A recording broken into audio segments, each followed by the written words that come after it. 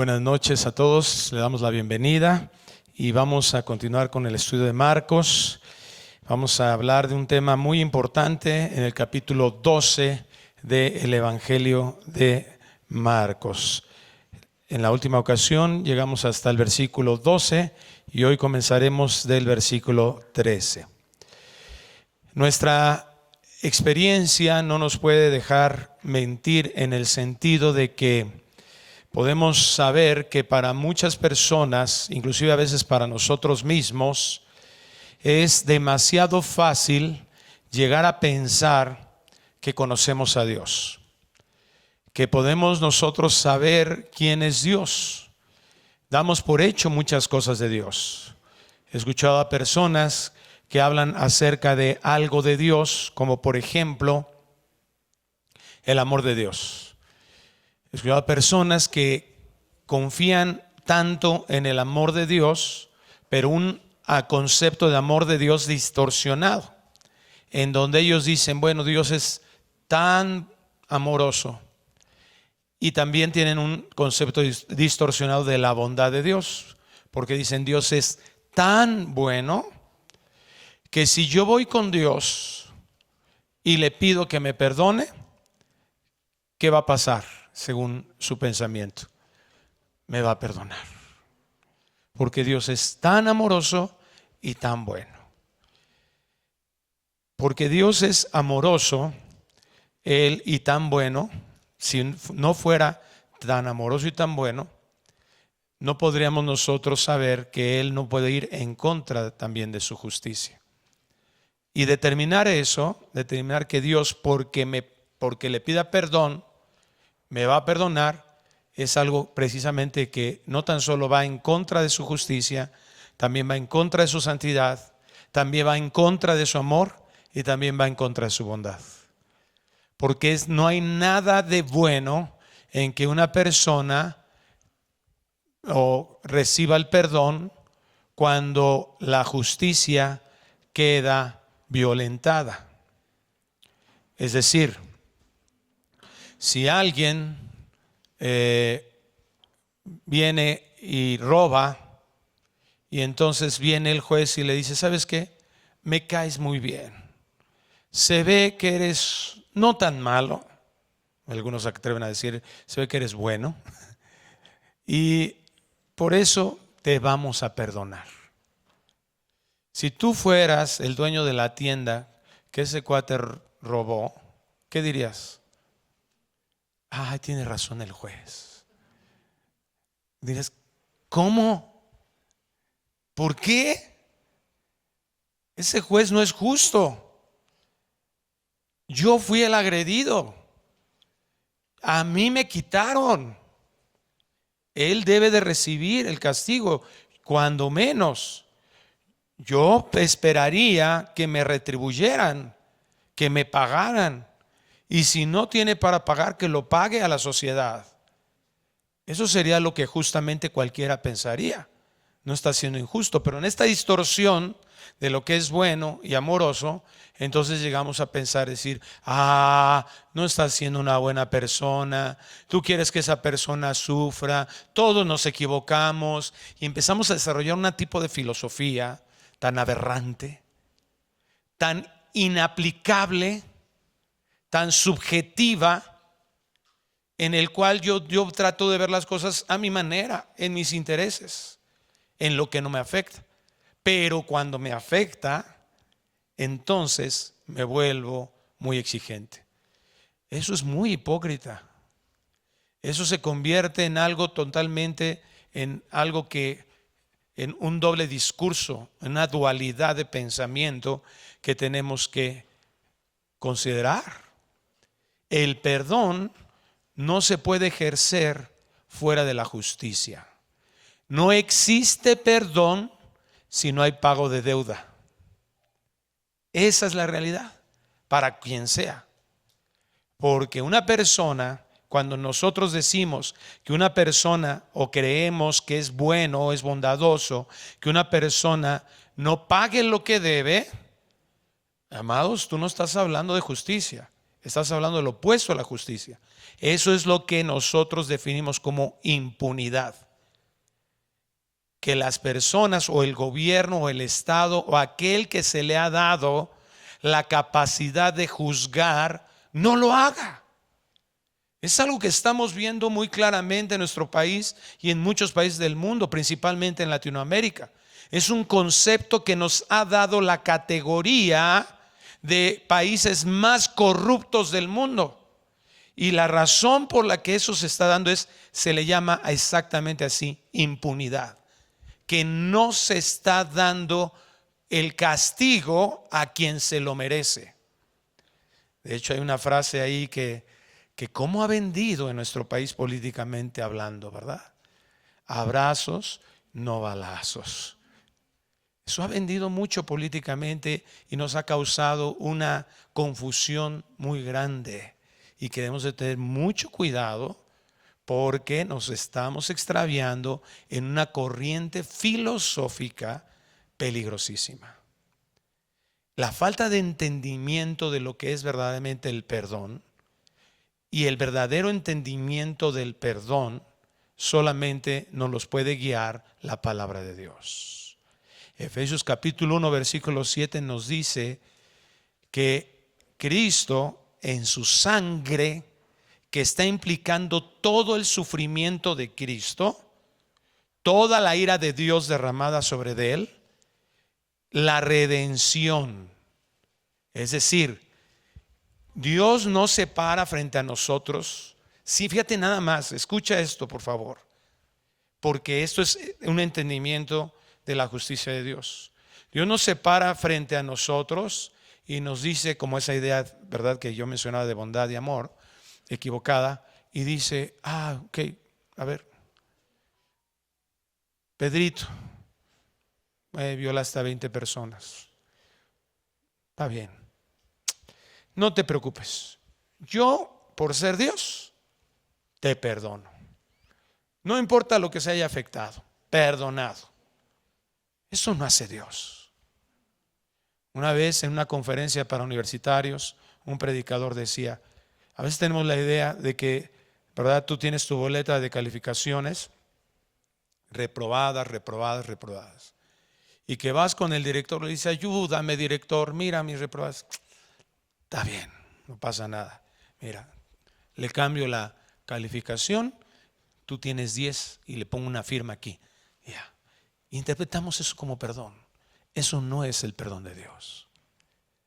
Nosotros teníamos una deuda que se llamaba muerte eterna, que implicaba esa muerte eterna, no la aniquilación de nuestra vida, es decir, que dejáramos de existir, sino lo que señala la Biblia de no el castigo por nuestros pecados era sufrimiento por toda la eternidad. El castigo merecido y justo era que tú y yo estuviéramos tan separados de Dios que su bondad no pudiera estar, como el día de hoy la podemos experimentar, su bondad pudiera estar manifestándose en nuestras vidas. Su bendición puede estar. No, el castigo es un alejamiento total y eterno de Dios, en donde ya no hay una oportunidad para detener esa distancia tan grande de Dios que no puedo tener yo la manifestación de su bien. Resultado, sufrimiento eterno. Eso es lo que pagó Cristo. La palabra redención significa pago de deuda. Tú y yo no podríamos haber sido perdonados de ninguna manera, y es lo que dice Efesios 1, si Cristo no lo paga. Y algunos empiezan a tener un conflicto en su mente, entonces eso no es perdonar. No, eso es perdonar. Nuestro grande conflicto con el perdón es ese. ¿Por qué no perdonamos? Porque me duele. Ese dolor es la deuda. Eso es lo que nosotros tenemos que absorber si vamos a perdonar. Perdonar es tomar la decisión de decir, yo pago esa deuda. Eso fue lo que hizo Cristo. Derramó hasta la última gota de su sangre en la cruz del Calvario, señalando la ira de Dios que fue derramada sobre de él. se pagó la deuda. En su sangre, la redención, el perdón de los pecados. Literalmente dice así Efesios 1. Entonces, cuando tenemos una idea contraria a eso, estamos distorsionando quién es Dios. Cuando yo estoy tan seguro de eso, una persona está tan segura de que por ir con Dios y le pide perdón, entonces va a ser perdonado, está distorsionando no tan solo lo que le va a pasar a esa persona, porque Dios no ejerce su perdón sobre ellos de esa manera. No importa lo que hagas, no importa cuánto grites, no importa cuántas lágrimas derrames, no importa cuánto te latigues. Si no pongo mi confianza en la redención, en lo que Cristo hizo, el pago de la deuda, en que Él ya pagó esa deuda, Él sufrió el castigo, se derramó toda esa ira que debería haber sido para mí en la eternidad, toda se acumuló sobre Él en la cruz, entonces yo no puedo tener perdón de pecados. Porque sigo pensando que de alguna manera, aunque sea poquito, yo lo puedo pagar. Y eso es el error más grande. Eso no es una buena noticia. Esa no es la buena noticia de salvación. La buena noticia es que sin merecerlo, mereciendo el castigo, Cristo pagó el castigo. Dios mismo pagó el castigo. Entonces, este es un ejemplo nada más de cómo hay personas que con sus bocas aseguran cosas acerca de Dios, distorsionando completamente sus atributos. Y muchos de nosotros a veces lo aceptamos. Y muchos de nosotros a veces nos parece que tiene sentido. Dios se ha revelado en su palabra. Dios nos está diciendo quién es Él y que se describe a sí mismo en la Biblia. Y uno de los atributos de Dios que quiero hoy que nosotros podamos aprender en este pasaje del Evangelio de Marcos y que nos pueda llevar a admirar a Dios, conociendo lo que este atributo de Dios es, aprendiéndolo, reconociéndolo, nos lleve a admirar y adorar a Dios. Ese atributo se llama la trascendencia de Dios. Hoy vamos a hablar de esto. Este es el título del tema, la trascendencia de Dios. Vamos a Marcos capítulo 12, versículo 13. Y dice así, continúa la narración del evangelista Marcos: y le enviaron a algunos de los fariseos y de los herodianos para que les sorprendiesen en alguna palabra. Viniendo ellos le dijeron: Maestro, sabemos que eres hombre veraz y que no te cuidas de nadie, porque no miras la apariencia de los hombres, sino que con verdad enseñas el camino de Dios. ¿Es lícito dar tributo a César o no? ¿Daremos o no daremos? Mas él, percibiendo la hipocresía de ellos, les dijo: ¿por qué me tentáis? Traedme la moneda para que la vea. Ellos se la trajeron y les dijo: ¿de quién es esta imagen y la inscripción? Ellos le dijeron: de César. Respondiendo Jesús les dijo: dad a César lo que es de César y a Dios lo que es de Dios. Y se maravillaron de él. Entonces vinieron a él los saduceos que dicen que no hay resurrección y le preguntaron diciendo: Maestro, Moisés nos escribió que si el hermano de alguno muriere y dejare esposa, pero no dejare hijos, que su hermano se case con ella y levante descendencia a su hermano. Hubo 7 hermanos. El primero tomó esposa y murió sin dejar descendencia. Y el segundo se casó con ella y murió tampoco dejó descendencia. Y el tercero de la misma manera, y así los 7. Y no dejaron descendencia. Y después de todos murió también la mujer. En la resurrección, pues, cuando resuciten, ¿de cuál de ellos será ella mujer? Ya que los 7 la tuvieron por mujer. Entonces respondiendo Jesús les dijo: ¿no erráis por esto? Porque ignoráis las Escrituras y el poder de Dios. porque cuando resuciten de los muertos, ni se casarán ni se darán en casamiento, sino serán como los ángeles que están en los cielos. Pero respecto a que los muertos resucitan, ¿no habéis leído en el libro de Moisés cómo le habló Dios en la zarza diciendo: yo soy el Dios de Abraham, el Dios de Isaac y el Dios de Jacob? Dios no es Dios de muertos, sino Dios de vivos. Así que vosotros mucho erráis. Oremos. Padre, gracias te damos por tu palabra y queremos suplicarte que nos permitas adquirir el conocimiento, el entendimiento de lo que está ahí escrito, el propósito de ese mensaje, el significado único de ese mensaje, y que nos permitas también, Dios, aplicarlo a nuestras vidas. Permite que el día de hoy cada uno de nosotros conozcamos algo más de ti, algo tan importante de ti, que nos lleve a admirarte cada día más, amarte, adorarte, Dios, como lo que tú eres. Te rogamos, Señor, que esto se pueda cumplir en nuestras vidas y que tu nombre sea honrado. Te lo suplicamos en el nombre precioso de Cristo Jesús. Amén. Dios no es como nosotros. Y este es uno de los conflictos que ahora quiero referirme. En muchas iglesias, con tal de tratar de hacer amable el mensaje bíblico, se ha llegado a un tipo de exageración, en donde casi algunos podemos llegar a manejar la idea de que Dios es nuestro amigote. Tú puedes tener la confianza con Dios y que puedas tú, ¿verdad?, hablar con Él como tú quieras. Y puedes expresar lo que tú quieres. Bueno, vemos muchos pasajes de la Biblia que nos enseñan lo opuesto a eso. Y por eso cuando nosotros vamos con la idea de que yo puedo acercarme en mis propias fuerzas y tal como soy con Dios, entonces nos lleva a conflictos de entendimiento de lo que la Escritura es. Por ejemplo, aquel hombre que comete una temeridad, Usa, y que dice que la narración bíblica ahí en Samuel, que el arca que tenía el señalamiento del trono de Dios se movía.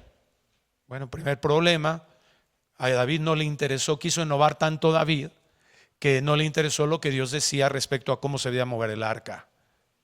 El arca no podía moverse, estaba dicho en la ley que tenía unos aros el arca donde se pasaban unos palos y el arca, ¿verdad?, tenía que subirse a los hombros de los levitas, eran los únicos que podían trasladarla sin tocar el arca como tal, sino ponían estos palos, estos travesaños en sus hombros y poderse trasladar.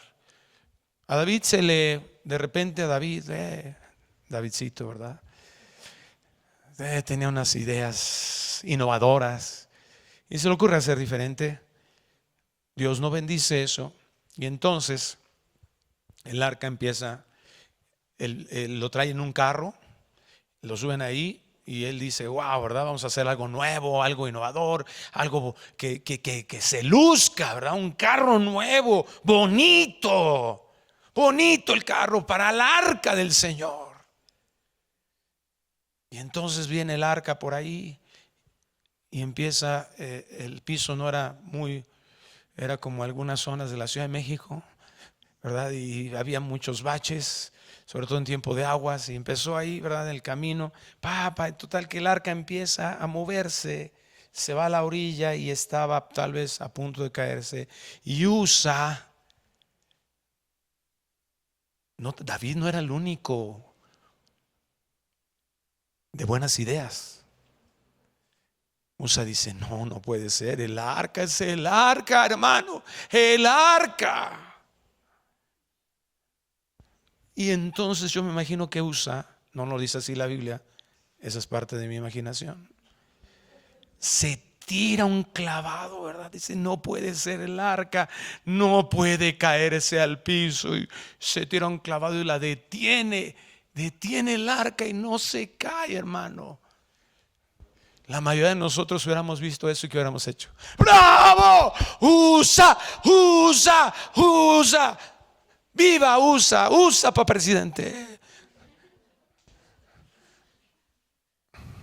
Oh, sorpresa. Dios no es como nosotros. Y USA, adiós, cae muerto. Y la Biblia dice que esto fue una temeridad. Y nosotros nos desconcertamos. ¿Cómo es posible? Dentro de nuestro corazón, yo te digo la verdad, la primera vez que leí eso, sí hice mi pregunta: ¿qué onda con Dios? Me rascaba la cabeza y decía, hizo que el arca no se cayera, premio, muerte. Oh, ¿cuál es el conflicto? Que Dios en Levítico 11:44, además de todo lo que ya había narrado que David no consideró, el Señor ya había enseñado: porque yo soy Jehová vuestro Dios. Vosotros, por tanto, santificaréis y seréis santos, porque yo soy santo. Así que no contaminéis vuestras personas con ningún animal que se arrastre sobre la tierra, porque yo soy Jehová, que os hago subir de la tierra de Egipto para ser vuestro Dios. Seréis pues santos, porque yo soy santo. Dios ya había dicho quién era Él, y Dios ya había dicho qué significaba esa arca. ¿Cuál fue el problema de Usa? Que él pensó que el barro del piso podía contaminar más el arca que él mismo.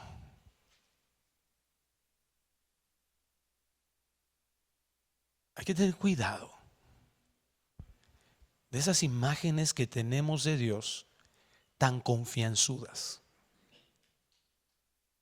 porque a veces no nos permite ver el entendimiento de esto. Más adelante, en el libro de Isaías, capítulo 6, Isaías hace una narración tan explícita de la manifestación de Dios. Y hay algo que en esa narración dice que cuando se manifiesta la presencia de Dios, las puertas, ¿verdad? Donde se sostienen las puertas, los arcos, temblaban. Lo inanimado se anima. No que tenga vida, pero sí tenían movimiento en respuesta a la presencia de Dios. ¿Y cuál es la manifestación de esa santidad? Se oía, dice ahí, que se oía santo, santo, santo. ¿Te das cuenta? Este es uno de los atributos de Dios, que el único que se repite 3 veces. Tú no lees en la Biblia omnisciente, omnisciente, omnisciente, justo, justo, justo. O sea, Dios nos está hablando de algo importante. Dice santo, santo, santo. Como si Dios nos estuviera diciendo: ten cuidado de no verme de esta manera. Pero esa santidad de Dios manifestada ahí, que pudiéramos nosotros decir es admirable, sí, es maravillosa, sí. Pero ¿qué fue lo que provocó en el profeta? No vio eso y dijo: wow, Señor, qué buena onda que estás aquí, qué chido que llegaste, Señor. Ven, mi Dios, mi hermoso. No. ¿Cuáles fueron las palabras de Isaías? Se tumba al piso, ¿verdad? Y clama al Señor. ¿Y qué dice? Soy hombre muerto. 。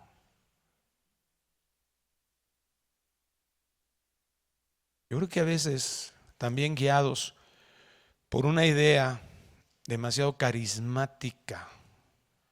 Es decir, el movimiento carismático del siglo pasado nos empezó a confundir mucho. Y en donde hemos adquirido y le hemos llamado a la presencia de Dios algo que la Biblia no nos dice que la presencia de Dios es así.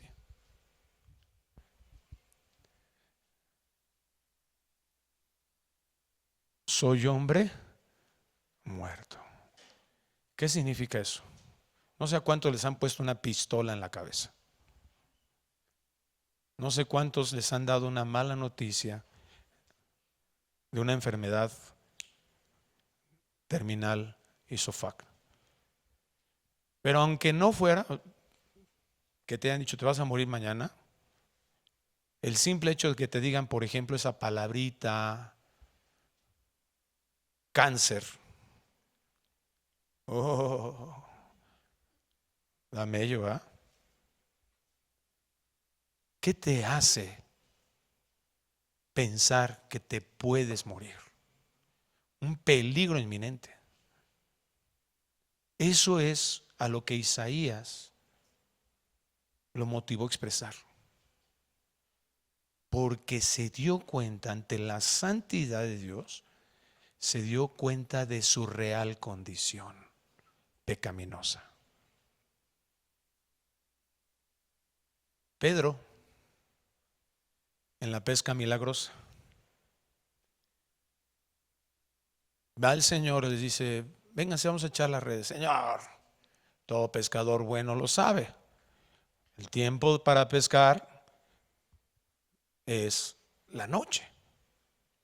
Hay argumentos de pescadores para el respecto. Entonces ellos estuvieron toda la noche y no pescaron nada.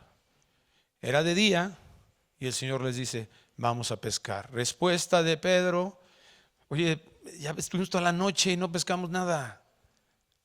Pero bueno, obedecen, van a pescar. Tira la red, obedecen, tira la red. Sacan cantidad de peces. O sea, todo lo que no lograron durante la noche, su sueño imposible, se cumple en un instante.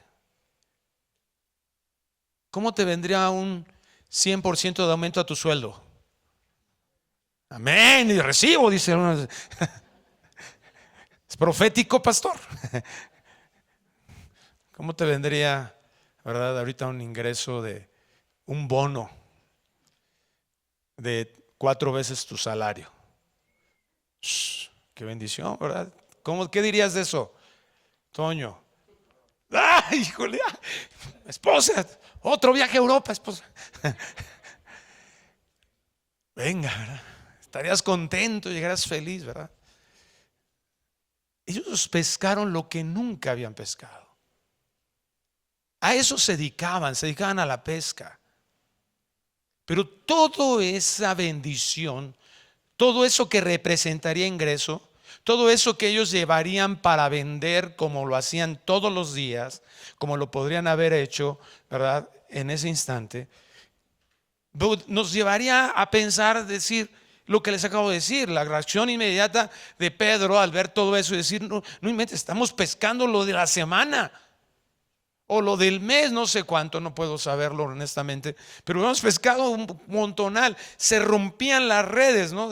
Imagínate lo que acababan, no podían subir, tuvieron que pedir a sus amigos, vengan, ayúdenos. O sea, ¿cuánto pez? Impresionante. Entonces Pedro, la cual debería haber sido la reacción, ¿cuál habría sido nuestra reacción? ¡Wow! Dinero, ¿no? Ingreso, no voy a trabajar 3 días. Vacaciones de 15 días. ¡Wow! Lo que soñaba. ¡Qué bendición! ¡Aleluya! Vamos a cantar. Vamos a hacer un servicio de adoración, hermanos, por este milagro maravilloso. No, sabes que no. Esa manifestación del poder de Cristo en su primer encuentro lo hizo tirarse al piso y le dijo: soy pecador. ¿De dónde sacamos todas esas ideas? De que la presencia de Dios tan clara nos lleva solo a una manifestación de bienestar y no de la evidencia de nuestro pecado. ¿En qué contexto escribe Marcos esto? En el contexto, recordarán la clase pasada, de que Cristo les señala su pecado a esos hombres, manifiesta su misericordia diciéndole: yo conozco lo que estás pensando, yo conozco tus intenciones, que quieres matar. Hermanos, cuando alguien de una o de otra manera pueda hablar acerca de nuestras intenciones pecaminosas, hay que hacerle caso. Hay que poner mucha atención. No vaya a ser que nos pase eso, pero ¿te das cuenta? Les estaba diciendo eso. Y su reacción no fue de considerarlo santo, que los llevara a mirar su pecado, sino, como dice aquí, a que lo quisieran asesinar. Esta palabra que leímos de Levítico 11:44 es la palabra kadosh en el hebreo. Yo soy santo, dice Jehová, porque yo soy santo. Es la palabra kadosh, que significa sagrado. Se utilizaba para las cosas ceremoniales de la ley, pero también en un aspecto moral, es decir, de la conducta. Dios se utilizaba para Dios en su eminencia, es decir, en la categoría que Dios tenía, consagrado, dedicado.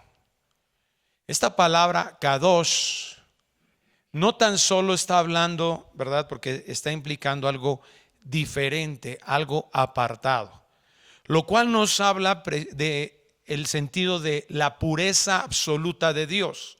Es decir, que Él, como dice Habacuc 2:1, no puede ver el pecado, ni siquiera. Es decir, Él está alejado de lo pecaminoso. Él no puede tener una convivencia con el pecado. Entonces nos habla de esa pureza perfecta de su esencia, de su ser. Pero también la palabra santo, kadosh, nos está hablando de su trascendencia. ¿Qué es la trascendencia de Dios?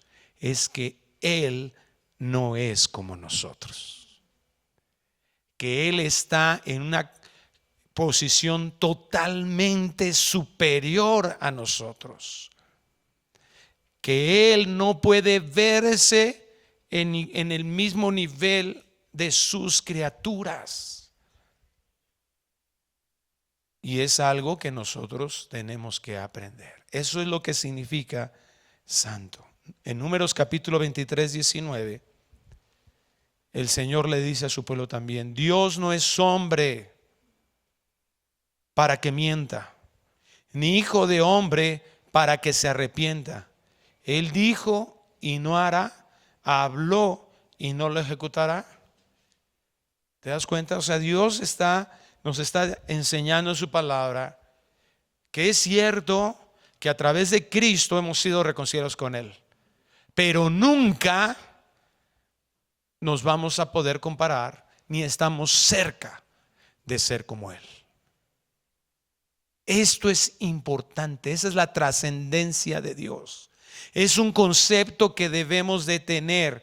¿Por qué? Porque acabamos de leer que estos hombres, al no tener ese entendimiento de Dios, al no ser persuadidos por el Espíritu de Dios para comprender la posición de Dios y la posición de ellos en sus propias vidas, entonces estaban en un grande conflicto, a tal grado que no reconocieron eso, y en lugar de voltear y examinar su propia vida, ¿qué hicieron?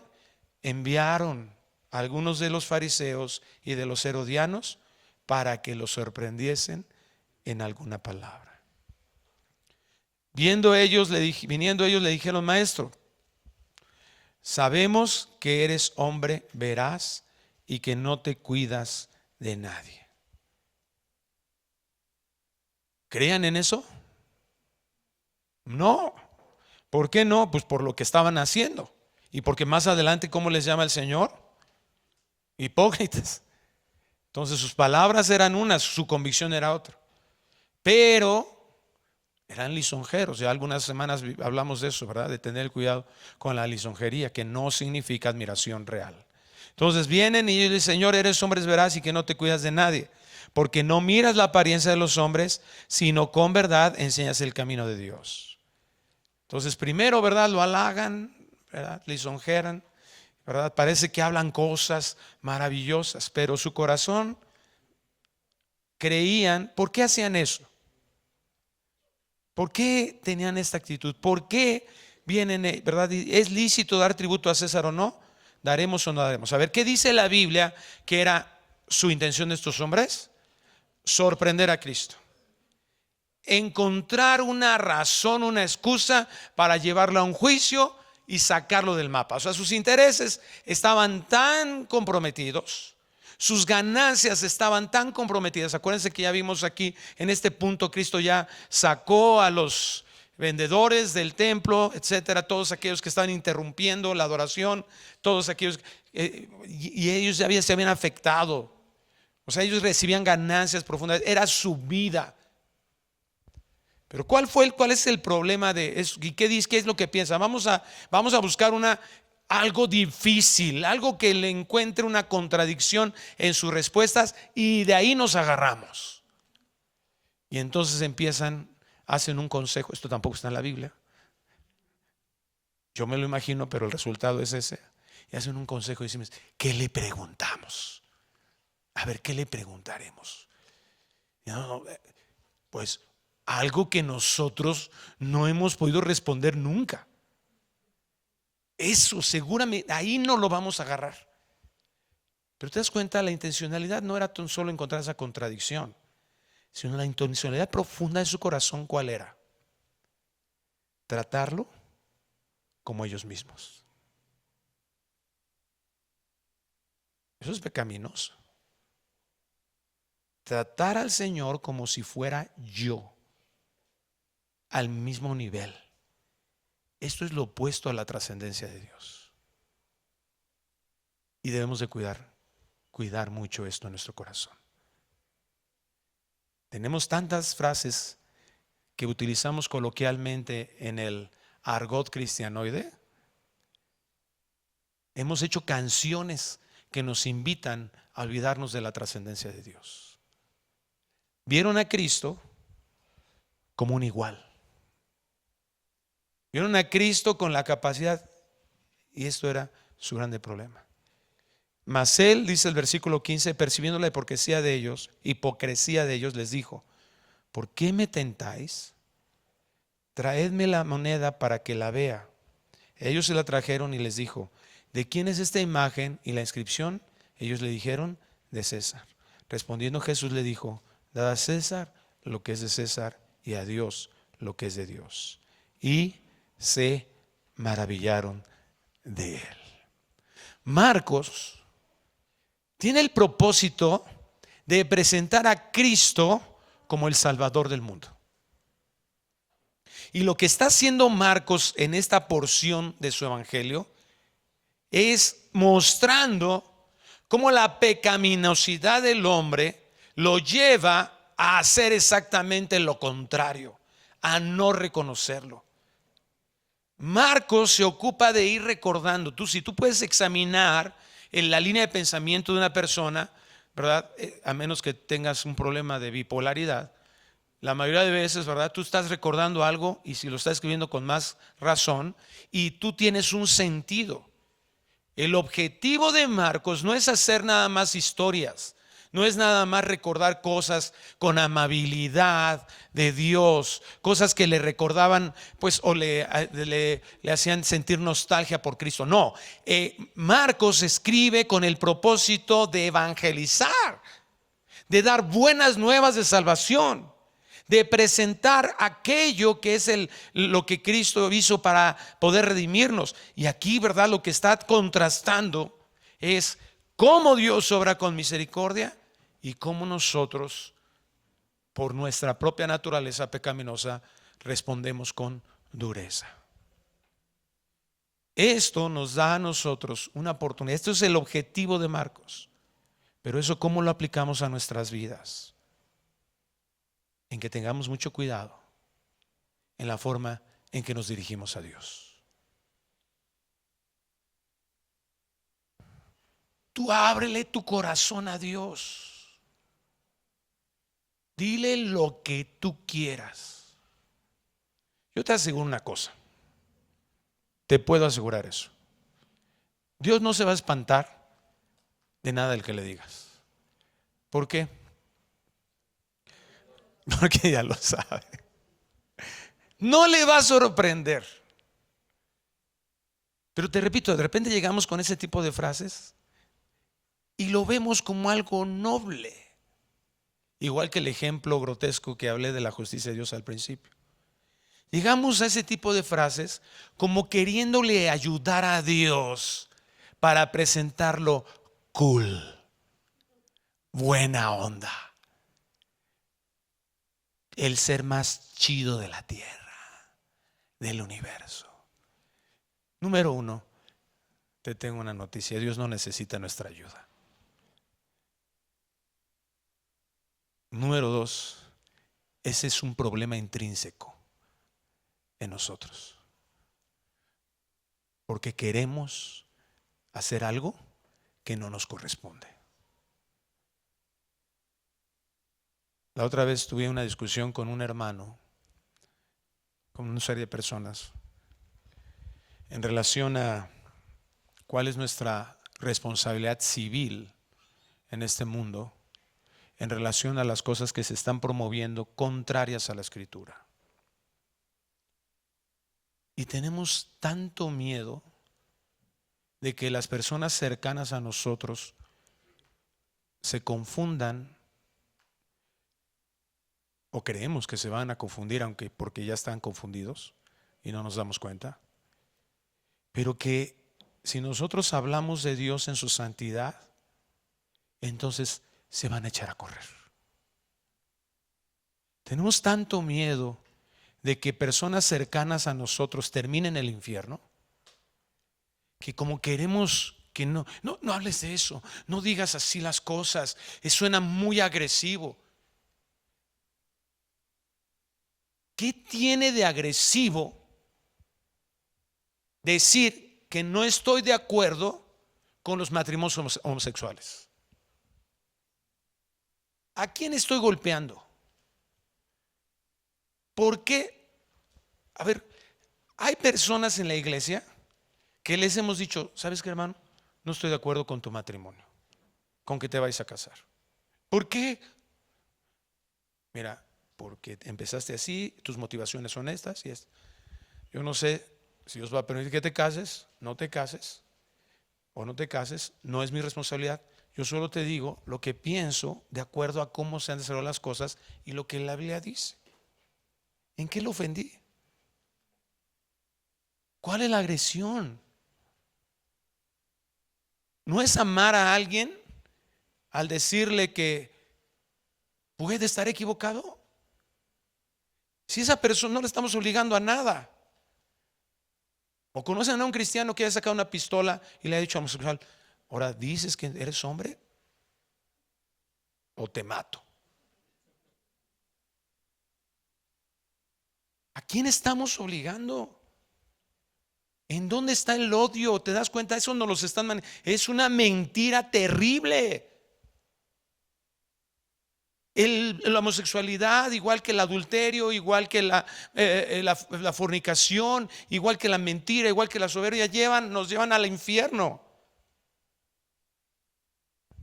¿Por qué? ¿Por qué le puedo decir a un mentiroso que es un pecado y a un homosexual que no? Si la Biblia lo dice. ¿En qué está la ofensa? ¿En dónde está el odio?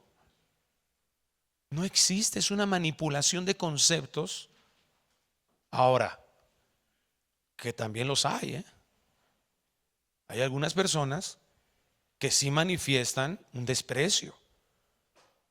Y de repente, ¿verdad? He visto a algunos que ven a un homosexual y, y le dan la vuelta.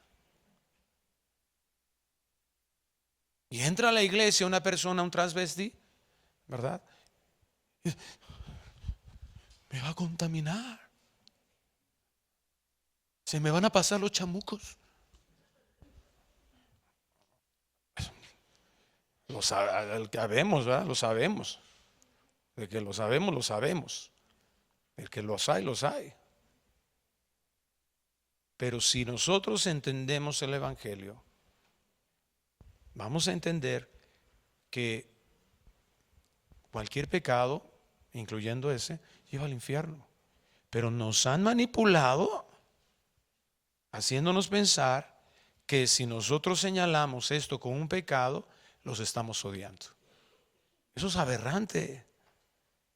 Eso no es cierto, es una manipulación, eso no es odio.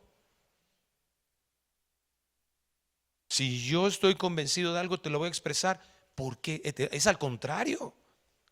Me estás coercionando de dar mi opinión de algo.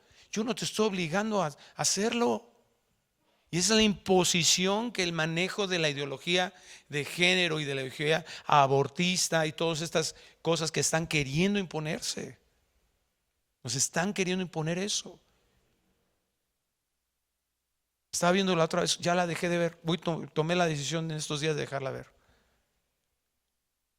Una serie de policíaca, pero meten ahí toda la adoctrinamiento con una manipulación, adoctrinamiento. Ya van 3 series que dejo de ver porque hay un adoctrinamiento en función y manipulación de ideas a favor de toda la ideología de género y abortista. Es impresionante. Un establecimiento de valores y que no nos estamos dando cuenta muchos de nosotros, pero que están ahí y estamos a expensas de eso totalmente. Nuestro problema no es con el mundo ni siquiera. Tal vez yo estoy convencido de que esas situaciones es lo que va a provocar nuestra persecución. No soy Dios, eso es lo que se puede prever desde ahorita. El problema no es con el mundo, porque Dios podría detener al mundo en un instante. Nuestro problema es en la iglesia. ¿Por qué nos dejamos llevar? Y entonces no diga las cosas así, no, porque si no, no se van a salvar. ¿Sabes cuál es el problema? Que queremos ocupar el lugar de Dios. Ni tú ni yo vamos a salvar a nadie. Somos usados por Dios para llevar el mensaje del Evangelio. Quien hace la conversión, quien convence de pecado, de justicia y de juicio, es el Espíritu Santo. Pero cuando yo tengo esa idea de que yo, si hablo la verdad, le voy a estorbar, si yo tengo esa idea de que vamos a presentárselos mucho más light, no hables de esto porque no, mejor, hay que hablar y aclararles y decirles y confrontarles. Yo le decía a esa persona: ¿en qué te odio? ¿Por qué? Te puedo explicar si quieres. Mira, te explico cómo funciona. Es esto. No es lo que nos impone una ideología, no es lo que le impone un gobierno, no es lo que impone una persona. Es lo que tú y yo podemos examinar. La verdad es universal, la verdad es única. Hay verdad, la verdad es absoluta.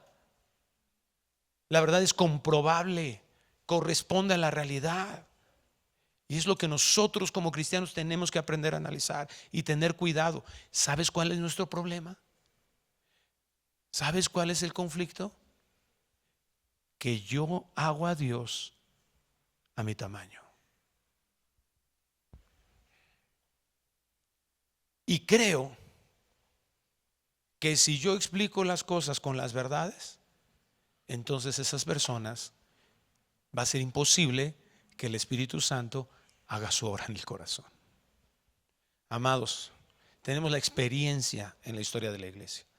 La gente se convierte aún a pesar de nosotros, aún a pesar de nuestro mal testimonio. Aún a pesar de que como iglesia no estamos haciendo lo que tenemos que hacer, aún a pesar de estar viendo tantas necesidades, tantos niños necesitados de adopción, aún a pesar de que hay tantas muchachitas a las que les podríamos apoyar como iglesia para que no abortaran, aún cuando podríamos detener algún otro tipo de formas de ir contra la cultura que está apoyando tantas cosas, ¿verdad? Y con nosotros como iglesia no estamos haciendo eso. Y el Señor en su misericordia sigue salvando.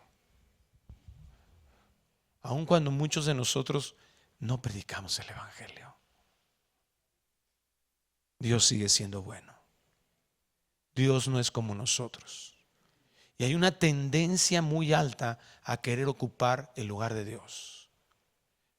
Y que si yo hago las cosas de una manera adaptada a la sociedad, entonces van a suceder las cosas maravillosas. Si yo hago la iglesia en lugar, ¿verdad?, para atraer muchos jóvenes, entonces mira, vamos a hacer aquí algo que les gusta a los, ¿qué les gusta? A algunos les gusta la oscuridad, vamos a oscurecer esto. No, les gustan las luces, ¿verdad? Les gusta el rave. Vamos a darles una pasta para que se pongan hasta arribota espirituales. Bueno, está bien, no, la pasta sí es pecado, pero música que los atraiga. Cuando esas son nuestras motivaciones, estamos queriendo hacer a Dios como nosotros, porque no hemos entendido su trascendencia. Los saduceos, bueno, la próxima semana analizaremos porque trae una doctrina maravillosa ahí en relación a la resurrección. Pero los saduceos, cuando vieron que eso no funcionó, fíjate, les mandaron estos, fueron excelentes, fueron buenísimos, unos actores buenísimos, porque eso es lo que significa la palabra hipocresía. Aparentaron, hicieron bien su chamba y todo. ¿Y cómo salieron? Dice ahí, maravillados. ¿Maravillados de qué? De la trascendencia de Cristo. De que entendieron que su respuesta, que ellos nunca habían podido dar, que tal vez había una discusión tan grande en ellos, estaban tan convencidos, o sea, le echaron su mejor gallo a Cristo. Si le echaron lo que ellos decían, esta no las va a contestar, o no las va a contestar bien. Y Cristo, en su maravillosa trascendencia, le responde como lo que Él es, Dios. Es digno de que nosotros admiremos quién es nuestro Dios. Amén. Padre, gracias por tu palabra. Queremos suplicarte que nos ayudes a mirarte a ti como tú quien eres. Bendícenos, Señor. Bendícenos, Padre, para que podamos nosotros admirar quién eres tú. Cada vez que conozcamos más tus maravillosos atributos, podamos estar seguros que no hay nadie como tú. No hay absolutamente nadie como tú. A veces esto lo cantamos, lo decimos, lo podemos declarar, pero cuando lo llevamos a una convicción personal, cuando nuestra vida no está dependiente de ti, nos damos cuenta, Dios, que se nos puede olvidar, o estamos dándole valor a otras ideas que son muy diferentes a esa santidad tuya, a esa trascendencia tuya. Ayúdanos, Señor, para comprenderte de acuerdo a la Biblia, de acuerdo a la revelación que diste de ti mismo, y que eso nos ayude a quitar todos esos prejuicios que en lugar de exaltarte te menosprecian, confunden mucho a otros. Ayúdanos a comprender, Dios, todas estas ideas. Gracias porque en la redención de Cristo Él te perdonó nuestros pecados y fuimos justificados, y podemos entrar confiadamente al trono de gracia. Pero que no confundamos esa confianza a entrar al trono de gracia para creer que podemos justificarnos delante de ti para creer que podemos seguir viviendo a nuestra manera. Al contrario, que esta trascendencia tuya provoque un temor en nuestro corazón de quién eres tú. No un miedo a ti, sino un reconocimiento de tu grandeza, de tu santidad y tu justicia. Te lo pedimos en el nombre precioso de Cristo Jesús. Amén.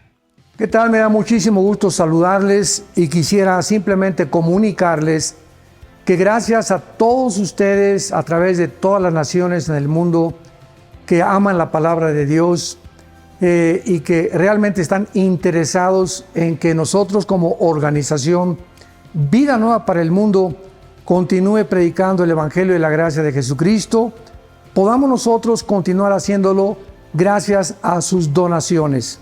Este año cumplimos 46 años de ministerio, 46 años donde hemos predicado, pensamos y consideramos de una forma fiel el Evangelio, la sana doctrina de Jesucristo.